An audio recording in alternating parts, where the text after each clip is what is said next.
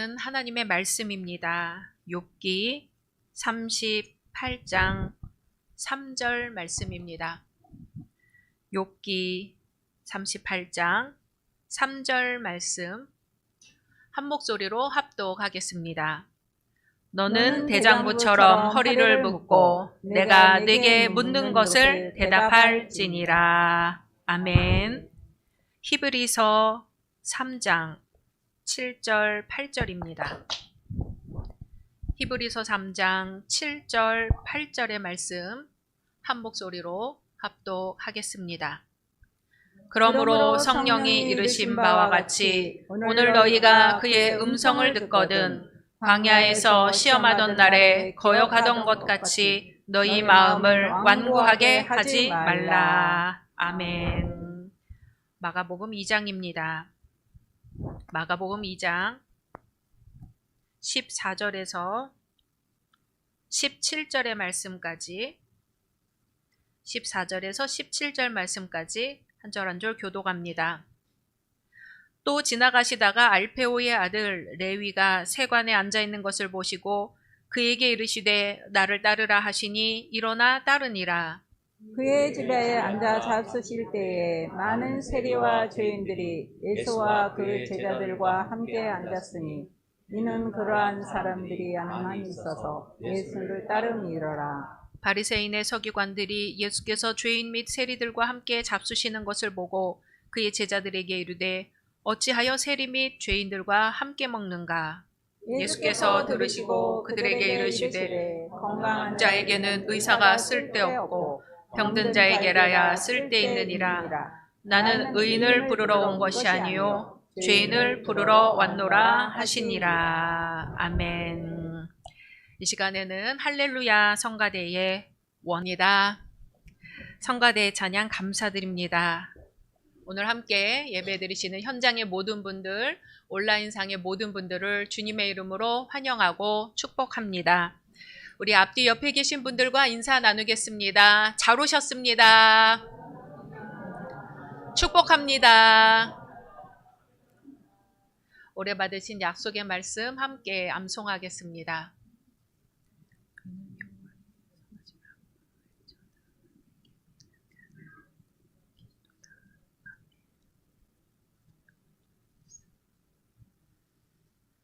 말씀대로 이루어 주실 줄로 믿습니다.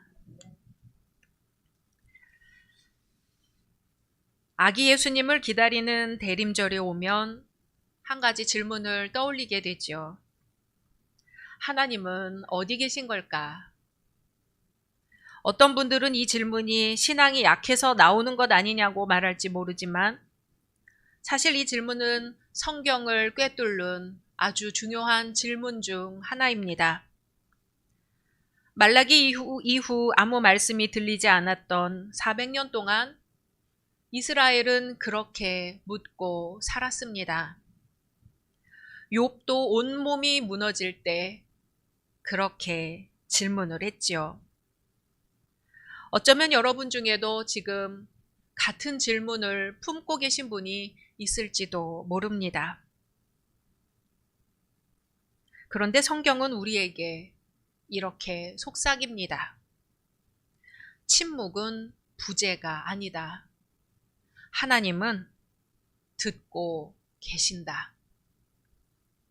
오늘 우리는 새 본문을 통해 그 침묵 속에서 우리에게 오시는 하나님을 함께 바라보려고 합니다. 어느 날 어느 교회 권사님 한 분이 이런 하소연을 하십니다. 목사님, 하나님이 제 기도를 안 들으시는 것 같아요. 너무도 조용하십니다.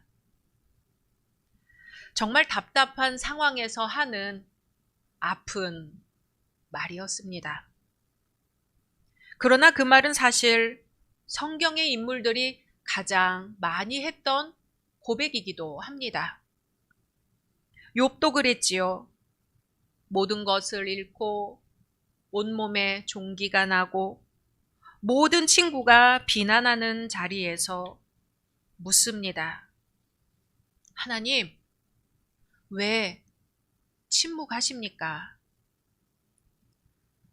그런데 놀라운 것은 하나님은 그 모든 말을, 욥의 분노와 절망과 억울함을 그대로 듣고 계셨다는 사실입니다. 욥기 3장부터 37장까지 욥이 말하고 욥의 친구들이 번갈아 말하는 장면이 나오지요. 욥의 고통의 하소연, 친구들의 책망. 우리는 새벽마다 욥기서를 한 장씩 읽으면서 거의 2달을 우리는 욥의 고통 속에 함께 머물러 있었습니다. 하나님은 말씀이 없으시고 욥의 친구들은 오히려 욥을 책망합니다. 뭔가 잘못한 게 있으니까 그런 고통을 받는 것 아니냐고 말이지요. 그리고 어느 날 드디어 그 침묵을 깨고 하나님이 욥에게 하시는 말씀입니다. 그때의 여호와께서 폭풍 가운데서 욥에게 말씀하여 이르시되 내가 네게 묻겠으니 너는 대답할지니라. 아멘. 욥은 너무 오래 고통 속에 있었고 너무 오랫동안 하나님이 침묵하시는 것으로 느꼈습니다. 그런데 마침내 하나님께서 입을 여시며 말씀하시지요. 내가 너에게 묻겠다. 너는 대답하라. 이 말씀이 들려오는 순간 우리는 놀라운 진실 하나를 마주하게 됩니다. 하나님은 결코 욥을 떠나신 적이 없었습니다. 떠난 사람은 묻지 않고 멀어진 이는 대화를 시작하지 않습니다. 하나님이 욥에게 말을 거신다는 사실 자체가 하나님이 줄곧 욥 곁에 계셨다는 명백한 증거입니다. 돌아보면 하나님은 침묵 속에서도 욥의 모든 말을 듣고 계셨습니다. 욥이 밤새 울부짖을 때도, 억울함을 토해낼 때도, 친구들이 욥을 정죄할 때도 하나님은 아무 말 없이 그 자리에 계셨습니다. 왜냐하면 하나님은 빠르게 대답하는 분이 아니라 깊이 듣고 응답하는 분이시기 때문이지요. 하나님의 침묵은 무관심이 아니라 경청이었습니다. 하나님은 욥의 눈물 한 방울, 떨리는 숨소리 하나도 놓치지 않으셨습니다. 그리고 때가 되었을 때 조용히 말씀하십니다. 이제 내가 말하겠다.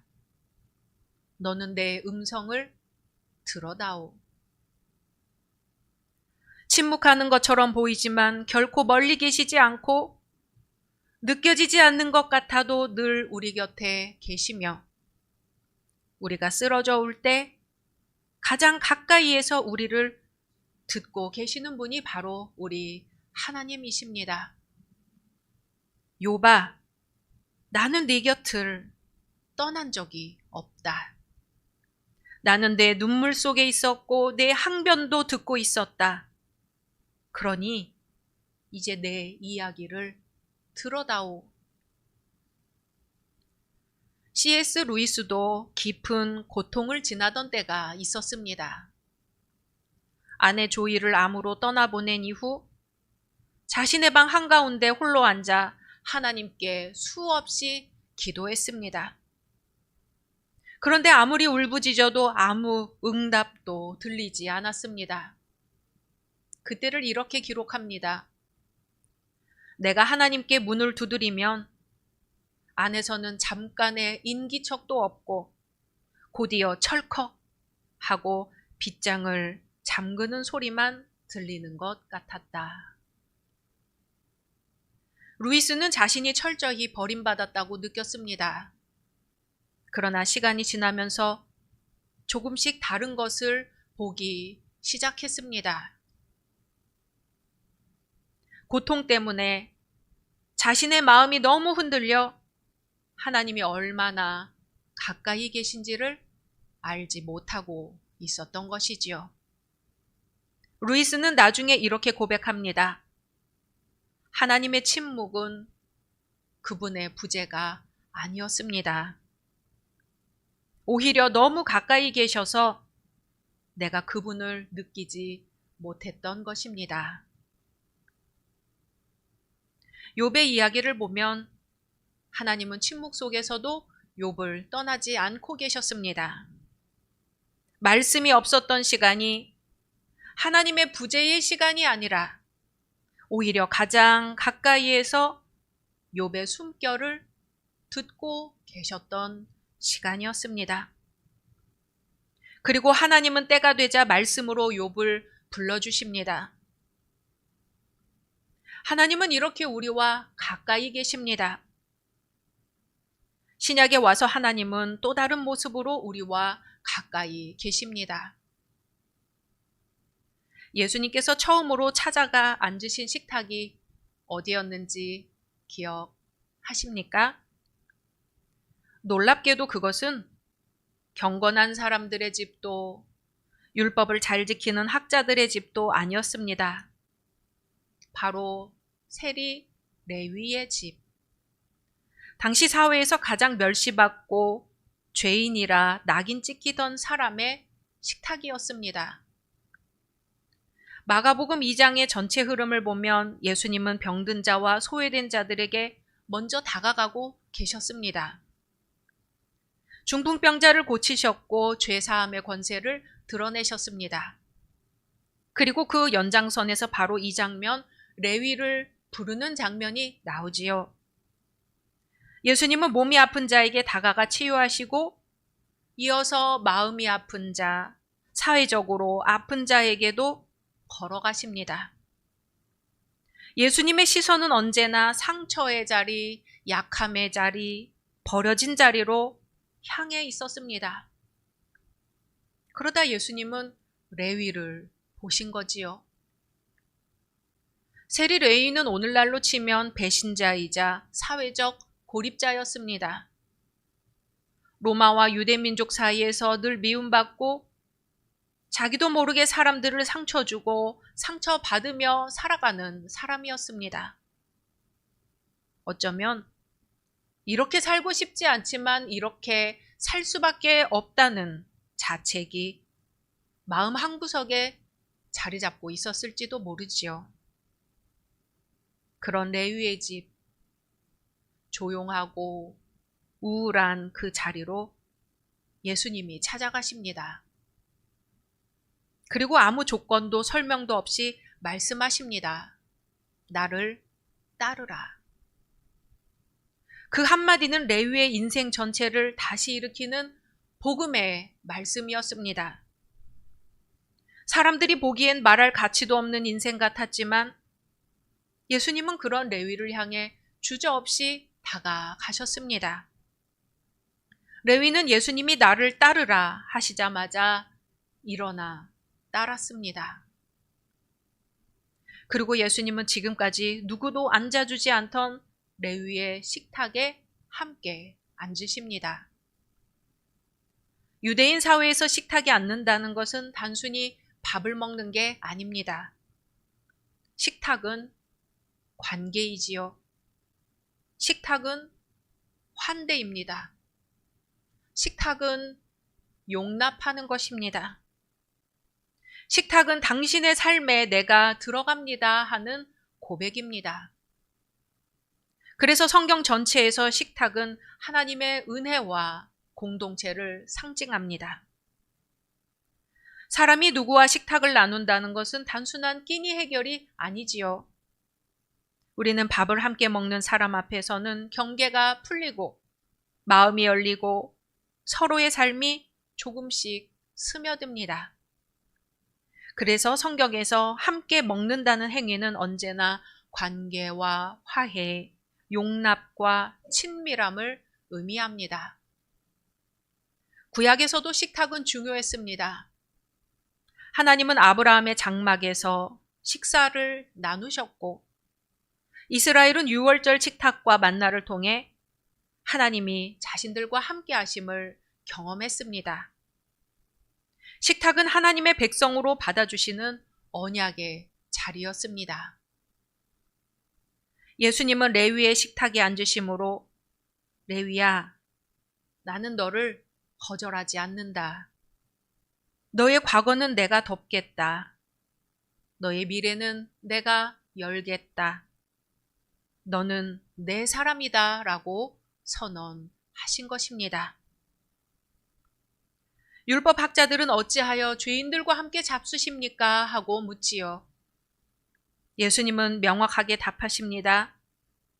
건강한 자에게는 의원이 쓸데없고 병든 자에게라야 쓸데있느니라. 아멘. 이 말씀은 예수님은 의로운 자의 주님이 아니라 병든 자의 주님이라는 뜻입니다. 몸이 병든 자, 마음이 상처난 자, 죄로 무너진 자, 사람에게 버림받은 자, 스스로도 자신을 용서하지 못하는 자, 예수님은 그들의 하나님이십니다. 유대 사회는 죄 있는 자와 거리를 두는 것이 경건이라고 믿었지만 예수님은 반대로 상처 있는 자에게 가까울수록 하나님 나라가 가까워진다고 하셨습니다. 그래서 예수님은 레위의 사람들, 죄인이라 불린 사람들과 함께 식탁에 앉으셨습니다. 예수님이 그 상처와 함께 앉으셨다는 사실이 그들의 마음을 치료하기 시작했습니다. 장애인 공동체에서 함께 살았던 헨리 나우에는 이렇게 고백합니다.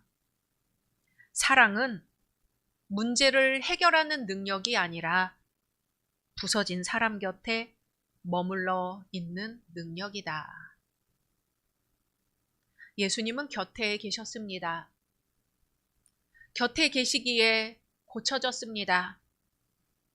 고치기 위해 곁에 계시는 것이 아니라 곁에 계시기에 치유가 흘러나옵니다.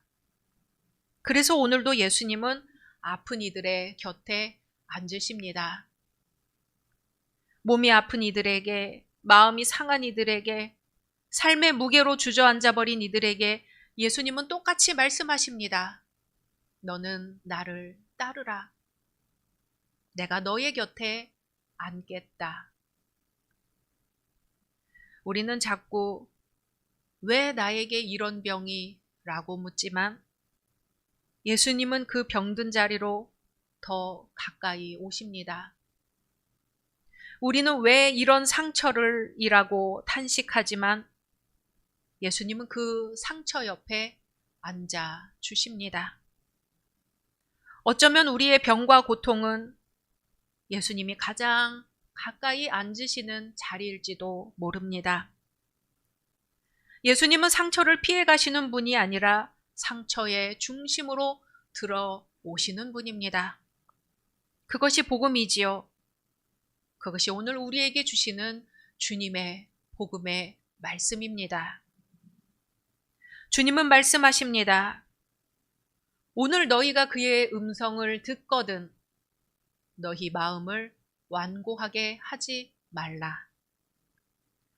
오늘입니다. 하나님은 어제도 내일도 계시지만 가장 중요하게는 오늘 우리 곁에 계십니다. 문제는 하나님이 말씀하지 않는 것이 아니라 우리가 마음을 닫고 있을 때 그 음성이 들리지 않는다는 데에 있습니다. 대림절은 바로 마음을 열어 하나님을 다시 맞아들이는 절기입니다. 세상은 바쁘고 걱정은 마음을 단단하게 만들고 상처는 우리의 마음을 굳은 땅처럼 만들지만 주님은 말씀하십니다. 부드럽게 하라. 오늘 듣는 하나님의 음성에 마음을 열어라. 하나님이 너를 만나고 싶어 하신다.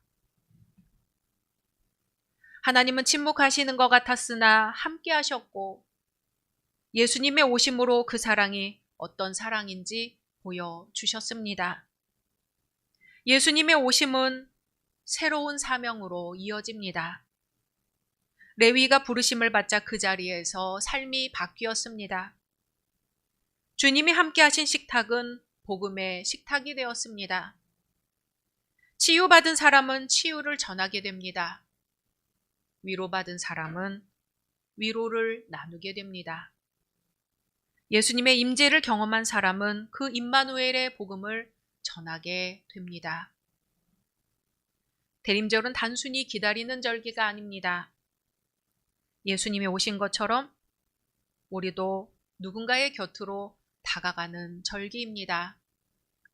누군가의 슬픔 곁에 앉아주고, 누군가의 외로움에 손을 잡아주고, 누군가의 아픔에 귀를 기울여주는 절기입니다. 대림절 첫째 주일, 하나님은 오늘도 우리에게 말씀하십니다. 나는 내 고통을 들었다. 나는 내 곁에 앉아 있다. 오늘 다시 너를 부른다. 두려워하지 말아라. 내가 너와 함께 있으리라. 몸이 아픈 분들은 치유의 확신을, 마음이 아픈 분들은 깊은 위로를 얻으시기를 소망합니다. 그리고 우리 모두 임마누엘의 소망을 갖고 우리가 받은 사랑을 흘려보내는 사명을 새롭게 붙들기를 주님의 이름으로 축원합니다. 주님의 말씀입니다. 오늘 너희가 그의 음성을 듣거든 너희 마음을 완고하게 하지 말라. 아멘. 말씀 묵상하며 이 시간 우리 나라와 민족을 위하여, 앞뒤 옆에 성도님들을 위하여, 특별히 환우들을 위하여 잠시 소리내어 기도하겠습니다. 거룩하신 주, 우리 함께 하시는 주, 우리 나라와 민족을 거룩하게 해주시옵소서. 치유하시고 행복하게 해주시옵소서. 우리 함께 계신 성도님들의 가정, 사정, 주님하시지.